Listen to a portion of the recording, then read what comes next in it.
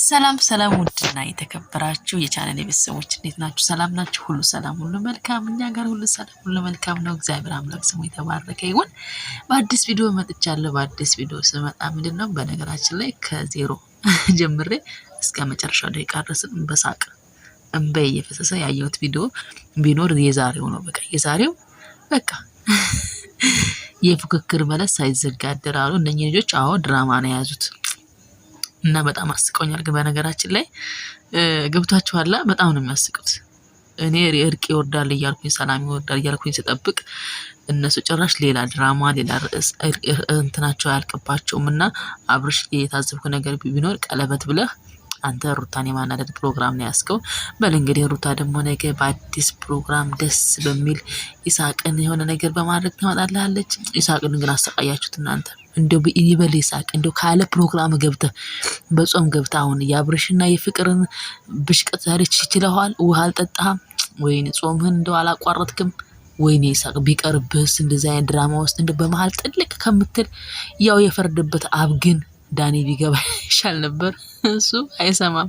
ውሃ ቢወቅቱም ቦጭ ስለሆነ እሱ ነበር የሚሻለው። አንተ ግን እኔና አቃጠሉሽ። አይዞ በቃ አይዞ።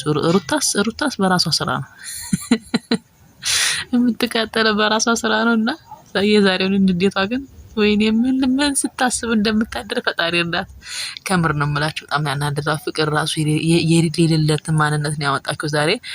ያው አብርሽ ተባበሪኝ ብሏትም ቢሆንም ግን የሌለ ማንነት ነው ያወጣችው። እና ሩታ መናገር የፈለገችው ነገር ነበረ። ምንድነው እሱም ያው የፈረደበት ካናዳ ነው። ስንት ስራ እንዳለብኝ ታውቃለች። በቃ ሰማን እኮ ሩትዬ፣ ሰምተናል እኮ በቃ ካናዳ ልትሄጂ ነው። ሽሮ በርበሬ በሶ ፍርፍር እያዘጋጀሽ ነው። አለቀ በቃ። እንዲሁ ቁሉኛ በቃ የኛ ስትሄጂ አለን እኮ እዚህ እኮ ነን፣ አንድ ላይ እኮ ነን። ለፍቅር ከሆነ አይዶን ነው። ፍቅር ደግሞ እንግዲህ አይዶን ነው። ያው ኩርፍ አልነበርንም አለ። በመሃላችን ያለ መግባባት ችግር ነበር እንጂ ጥል አልነበረም ብሎ እርፍ ብሎታል። እነሱ በቃ ከካሜራ ጀርባ ብዙ ነገር ያወራሉ። እናንተ እኛን እኮ የሆነች እኮ ትርፍራፊ ነገር እኮ ነው ቀመስ የሚያደርጉን እንጂ እነሱ ጨርሰው እየመጡ ነው። እኔ ግን ትናንትና ይሳቅን ያው ሩት ቤት ይዛ ስትመጣ የተናገረችው ነገር ነበር። ምንድነው አብርሽን ልበቀለው ነው፣ እያንዳንዷን ስሜት ማወቅ አለበት ስትል በቃ ጌሙ ያበቃ መስሎ የነበረ ጨዋታ ድራማ ሁሉ አብቅቶ ዛሬ እንዲያውም በነገራችን ላይ የሆነ በቃ እርቁ ላይ ፍቅር ጠርተዋት ነበር የመሰለኝና እነሱ ገና እንኳን ቀርቶ ገና እንኳን ሊታረቁ እንደገና ሌላ የጸብ ርዕስ ይዘው እየመጡ ነው።